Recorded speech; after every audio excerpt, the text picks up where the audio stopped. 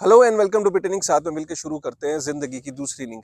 जितनी भी जो इंटरनेशनल क्रिप्टो एक्सचेंजेस है, जैसे बाइनेंस है, कूकॉइन है, ओकेक्स है, इनकी जो एप्लीकेशंस है, जब आप इनको एक्सेस करना चाहते हो इन एक्सचेंजेस को, तो जिनकी एप्लीकेशंस हैं वो अब एप्पल का जो एप्लीकेशन स्टोर है iOS, वहाँ पे भी अवेलेबल नहीं है, और जो गूगल का जो प्ले स्टोर है वहाँ पे भी अवेलेबल नहीं है, और प्लस इनके जो यूआरएल्स हैं उनको भी आप एक्सेस नहीं कर सकते।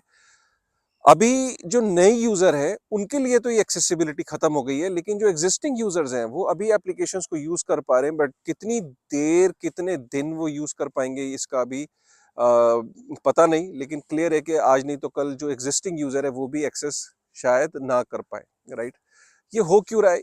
फिर मैं इसका थोड़ा सा बैकग्राउंड दे दूं कि जो जितनी भी इंडियन एक्सचेंजेस हैं वो आज की डेट में एक एसोसिएशन का पार्ट है, जैसे कि भारत वेब थ्री एसोसिएशन।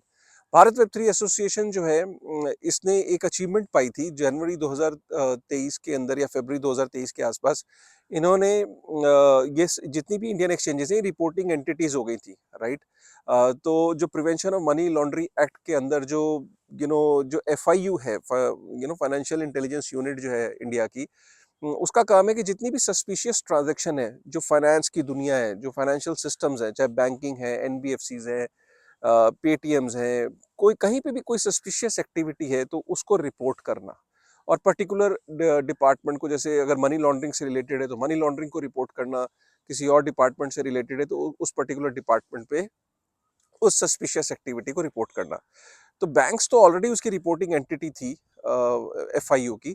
अब जो ये क्रिप्टो कंपनीज थी, जो इंडियन एक्सचेंजेस थे, ये भी एक रिपोर्टिंग एंटिटी हो गई थी, और इनको कंप्लायंस करना था जो एफआईयू की रिक्वायरमेंट है।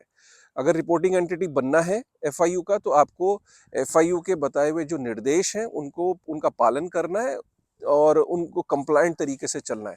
तो इंडियन एक्सचेंजेस तो अब एफआईयू की सारी गाइडलाइंस और कंप्लायंट तरीके से चल रही थी, लेकिन बीच बीच में वो कहती थी कि भाई कंप्लायंस की हमारी कॉस्ट बढ़ गई है, ठीक है, लेकिन अभी भी जो इंडियन यूजर्स हैं वो तो इंटरनेशनल एक्सचेंजेस पे, और वो तो कंप्लायंट है नहीं। तो कहीं ना कहीं वो भारत वेब थ्री एसोसिएशन की जो रिक्वेस्ट थी उसको एफआईयू ने माना, और एफआईयू ने बोला कि भाई ये जो 9 की लिस्ट उन्होंने जारी करी कि जो 9 इंटरनेशनल क्रिप्टो एक्सचेंजेस हैं, जो ऑफशोर क्रिप्टो एक्सचेंजेस हैं, इनको बोला कि भैया आगे आओ, हमारे यहाँ रजिस्टर करो। अगर रजिस्टर नहीं करते हो तो आपके जो यूआरएल्स हैं और एप्लीकेशंस हैं वो ब्लॉक कर दी जाएंगी। और उन्होंने मिनिस्ट्री ऑफ फाइनेंस को इन 9 इंटरनेशनल एक्सचेंजेस की लिस्ट दी। उन्होंने इन सारी एक्सचेंजेस को कहीं ना कहीं अब दिख रहा है कि वो ब्लॉक कर दिया है। ठीक है। अभी नए यूजर्स के लिए, एग्जिस्टिंग यूजर्स के लिए भी कहीं ना कहीं मुझे लगता है फ्यूचर में हो जाएगा, अगर ये रजिस्ट्रेशन के लिए सामने नहीं आती हैं। क्या अभी तक ये सामने आई हैं? सिर्फ अकेली एक बाइनेंस एक ऐसी एक्सचेंज है जिसने एटलीस्ट सोशल मीडिया पे या मेल करके अपने यूजर्स को ये आश्वासन दिया है कि वो बहुत क्लोजली इन सब चीज़ों को मॉनिटर कर रहे हैं, और आज नहीं तो कल वो रेगुलेटर की जितने भी जो एड्रेस जो कंसर्न उनको एड्रेस करेंगे ना, उनके लिए नई बात नहीं है। दुनिया भर में ऐसी रिक्वायरमेंट्स आती रहती हैं और उनको फिर वो इश्यूज को एड्रेस करते हैं। मुझे ऐसा लगता है कि बाइनेंस ने एटलीस्ट पब्लिकली ये बात बोली है, अपने यूजर्स को बताया, और प्लस उन्होंने बोला कि फंड्स आपके सेफ हैं। चाहे आपकी एक्सेसिबिलिटी एप्लीकेशन की रुक सकती है, लेकिन आपके जो फंड्स हैं वो सेफ हैं, एक्सचेंज के पास पड़े हैं, आप कभी भी उन्हें फ्यूचर में एक्सेस कर सकते हैं। ये तो क्लियर हो गया। अभी कोई और ऐसी एक्सचेंज नहीं है जिसने पब्लिकली कुछ स्टेटमेंट जारी की गई हो। अभी एक स्क्रीनशॉट जरूर आया है ओकेक्स की तरफ से, जो कि ट्विटर पे फ्लोट कर रहा है। अभी ओकेक्स ने ऑफिशियली इसको इसको कंफर्म नहीं किया है, लेकिन ओकेक्स ने अपने यूजर को ये बोला है कि कुछ लोकल रेगुलेटर्स के की डिमांड के बेसिस पे हम वेरिफिकेशन करना चाहते हैं, कुछ डिटेल्स और चाहते हैं आपकी। तो वो अपने इसका सिग्नल यही है कि ओकेक्स जो है वो बेस्ड ऑन एफआईयू की जो कंप्लायंस है उसके बेसिस पे अपने एग्जिस्टिंग यूजर से जो इंडिया से हैं उनकी कुछ extra details probably they will be asking. Right. तो ऐसा लगता है, मेरा ये मानना है कि फ्यूचर के अंदर आप ये देखोगे, चाहे वो बाइनेंस है, चाहे वो कुकॉइन है, चाहे वो ओकेक्स है, चाहे वो कोई भी इंटरनेशनल एक्सचेंज है, अगर उनको इंडियंस को ऑफर करना है अपना प्रोडक्ट, तो उनको एफआईयू की गाइडलाइंस को फॉलो करना ही पड़ेगा। ये तो अब कंफर्म हो गया है। करेंगे कि नहीं करेंगे ये भी एक इंपॉर्टेंट बात है। तो मुझे ऐसा लगता है कि कोई एक्सचेंज इसको अफोर्ड नहीं कर सकती, कोई ऑप्शन नहीं है, करना तो पड़ेगा ही। मुझे ऐसा लगता है कि वो काफी सारी जो एक्सचेंजेस हैं इंडियन यूजर्स को इग्नोर नहीं कर सकती, क्योंकि इंडिया से मिलियंस में यूजर्स हैं। In fact India is the top market for any crypto exchange, तो वो इग्नोर नहीं कर सकते। तो अगर उन्हें एक मौका दिया जा रहा है एफआईयू के द्वारा, और एफआईयू ने ये नहीं बोला कि नहीं हम रजिस्टर भी नहीं करेंगे, आना भी मत हमारे पास, रजिस्टर भी मत करना, एफआईयू जब आपको कह रहा है कि आके रजिस्टर करने के लिए, तो मुझे ऐसा लगता है कि इंटरनेशनल एक्सचेंजेस आज नहीं तो कल एफआईयू के पास जाके रजिस्टर करेंगे ही। इस चीज में वक्त भी लग सकता है, ये ऐसा नहीं है कि आज उसने बोला और कल वो जाके रजिस्टर कर लेंगे, ऐसा नहीं है। मुझे लगता है कि थोड़ा वक्त लग सकता है। अब इस दौरान आपको करने की क्या जरूरत है? देखिए, अगर आप अ, अगर आप डेली बेसिस पे ट्रेड करते हैं, राइट, तो ऑब्वियसली आपका जो क्रिप्टो बाइनेंस पे पड़ा है या कहीं पड़ा है, अब आप वो कर नहीं पाओगे, तो आपको कुछ तो करना है ना, आपको ट्रेड करना है। आप ट्रेडिंग के आपका सारा फंड्स इंटरनेशनल एक्सचेंजेस पे, तो आपके पास कोई चॉइस नहीं है, बट आपको इंडियन एक्सचेंजेस पे लाना ही पड़ेगा अपने फंड्स को, अपने क्रिप्टो को, और यहाँ पे करना पड़ेगा। In fact Indian exchanges massive inflows देख रहे हैं, और इंडियन एक्सचेंजेस का एक ब्लूमबर्ग के आर्टिकल के मुताबिक ये कहना है कि 70% ट्रैफिक जो जो उनका ट्रैफिक बढ़ गया है, इनफ्लोज बढ़ गए हैं, नए यूजर्स बढ़ गए हैं, और 70% जो यूजर्स हैं वो बाइनेंस से आ रहे हैं। तो इसका मतलब क्या है, बाइनेंस का जो सबसे बड़ा मार्केट शेयर वैसे भी था, 2022 अगस्त की ये डिटेल डेटा है कि 69% जो शेयर है वो बाइनेंस का था क्रिप्टो के अंदर, out of all the exchanges जो यूजर्स सबसे ज्यादा बाइनेंस पे थे। 70% मार्केट शेयर बहुत बहुत होता है, और ज्यादातर लोग इंडिया से बाइनेंस पे थे, बाइनेंस से ही वापस इंडियन एक्सचेंजेस पे आ रहे हैं, तो 70% लोग बाइनेंस से ही आ रहे हैं। ये इंडियन एक्सचेंजेस का मानना है, ब्लूमबर्ग के आर्टिकल के द्वारा ये तथ्य सामने आया है। तो इसका मतलब ये है कि आपका अगर फंड्स वहां पड़ा है और आप ट्रेड करते थे, आपको वापस इंडियन एक्सचेंजेस पे लाना पड़ेगा, या आपके अपने नॉन कस्टोडियल वॉलेट्स पे लाना पड़ेगा, जैसे कि हॉट वॉलेट्स और कोल्ड वॉलेट पे भी आप ला सकते हो। और आप नहीं कर पाए बाई चांस, कुछ लोग ऐसे होंगे जो सो के जगे, वो अभी भी नहीं जगे होंगे, वो कहेंगे आज से 3 महीने बाद जगे, अरे यार मेरे को तो ये न्यूज का पता ही नहीं था तब।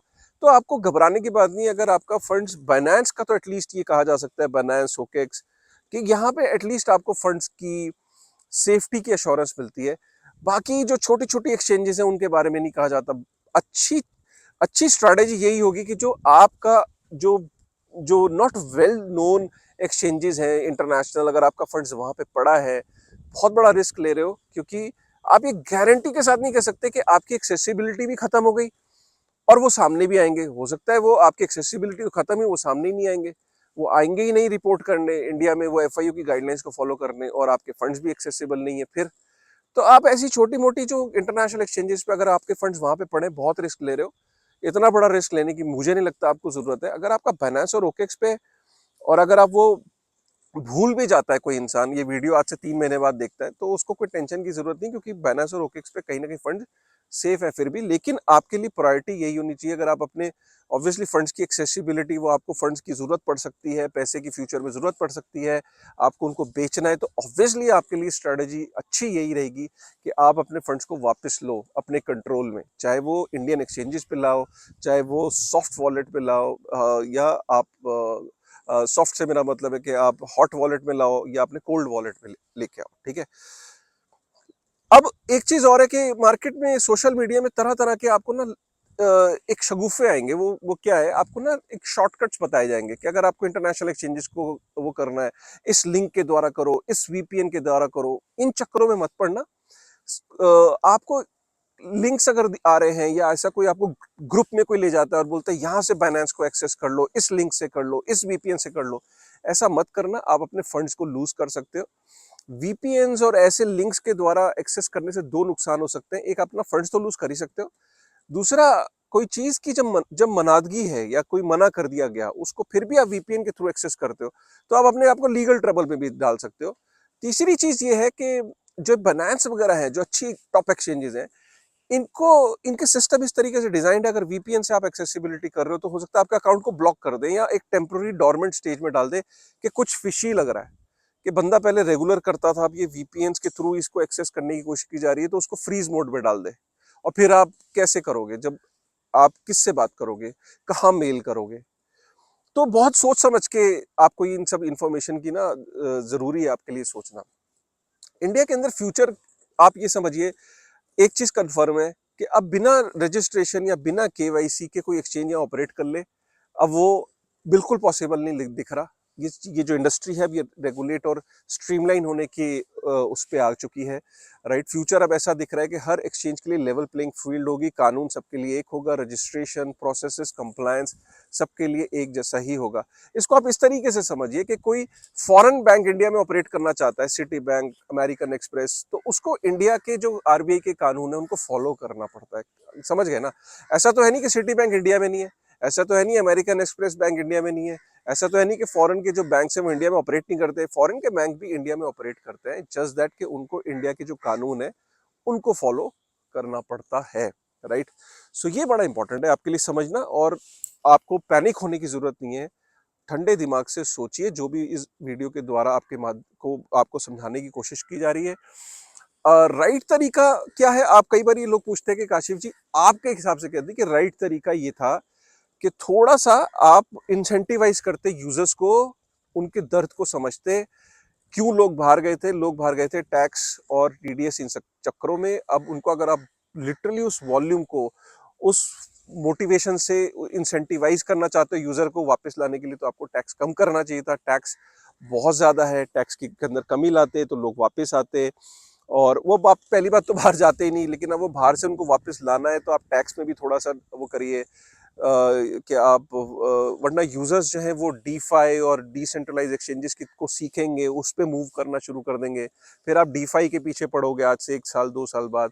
आप अगर चाहते तो टैक्स को कम करके, स्ट्रीमलाइन करके इंडस्ट्री को, जब आपने सोच लिया कि इंडियन एक्सचेंजेस को फ्लरिश करना है, तो फिर यूजर्स को भी आप थोड़ा बेनिफिट दो, क्योंकि यूजर्स को अगर आप टैक्सेस में रिबेट दोगे तो इंडस्ट्री फ्लरिश करेगी, इंडस्ट्री वो यूजर्स इधर उधर नहीं जाएंगे, ये कंफर्म है। तो और थोड़ा टाइम भी देना चाहिए था, क्योंकि टाइम देने से, क्योंकि बड़े फंड्स का मामला था, मिलियंस में लोग इंटरनेशनल एक्सचेंजेस पे थे, तो अगर उनको थोड़ा सा समय देते तो अपने फंड्स को वहां से विड्रॉ करने के लिए, और अचानक अगर एक्सेसिबिलिटी बंद हो जाती है तो ऑब्वियसली एक टाइमलाइन दे के, अगर आप एक और एक्सचेंजेस को भी, अगर फॉरेन एक्सचेंजेस को भी एक टाइमलाइन दी जाती, तो probably that would have been the right way to do it. But एक चीज कंफर्म है कि अगर टैक्स में कमी आती तो इंडियन जो यूजर्स जो बाहर के एक्सचेंजेस पे, वो मोटिवेटेड होते इंडियन एक्सचेंजेस पे वापस आने के लिए, जिसके लिए ऑब्वियसली सोशल मीडिया पे कई लोग इस बारे में बात कर रहे हैं, रिड्यूस क्रिप्टो टैक्स का हैशटैग चला रहे हैं, तो बहुत कोशिशें कर रही है। लेकिन भारत वेब थ्री एसोसिएशन को भी ये समझना चाहिए कि इंडियन इकोसिस्टम, इंडियन एक्सचेंजेस या भारत वेब थ्री एसोसिएशन बिना इंडियन यूजर्स के बेकार है। अगर उसको फ्लरिश करना है, उसको ग्रो करना है, इस इकोसिस्टम को ग्रो करना है, तो बिना लोगों के तो नहीं कर सकता, और लोगों के जो हित की बात है उसको भी भारत वेब थ्री एसोसिएशन को आगे रखना चाहिए, ठीक है ना। चलिए, ये थे मेरे कुछ 12-13 मिनट जो कि जो करंट हालात इस टाइम चल रहे हैं, जो फॉरेन एक्सचेंजेस का के ऊपर जो बैन है, और जो उनकी एक्सेसिबिलिटी और जो उनके यूआरएल्स ब्लॉक हो रहे हैं, तो उस पर मेरी ये कुछ 2 बातें थी जो मैं करना चाहता था। उम्मीद करता हूँ कि आपको ये वीडियो पसंद आया होगा। अगर पसंद आया तो प्लीज़ अपनी राय जो है वो कमेंट सेक्शन में ज़रूर बताइएगा, और वीडियो को लाइक करेगा, ठीक है। मिलते हैं फिर एक नई वीडियो में एक नई एनर्जी के साथ। और आज रात जो शो है वेब3 की दुनिया का, बहुत स्पेशल शो है, उसमें हम ये बताएंगे कि प्रणव महेश्वरी जो मेरे को होस्ट है, वो हैक हुए, उनका अकाउंट हैक हुआ, क्या हुआ, कैसे हुआ, जो कि खुद एक इंजीनियर है, ग्राफ प्रोटोकॉल में है, अपनी कहानी को आज वो शेयर करेंगे आपके लिए, ताकि आप सतर्क रहें और आपके साथ ये ना हो, ठीक है। चलिए, शाम को मिलते हैं 8 बजे वेब3 की दुनिया में। Thank you very much.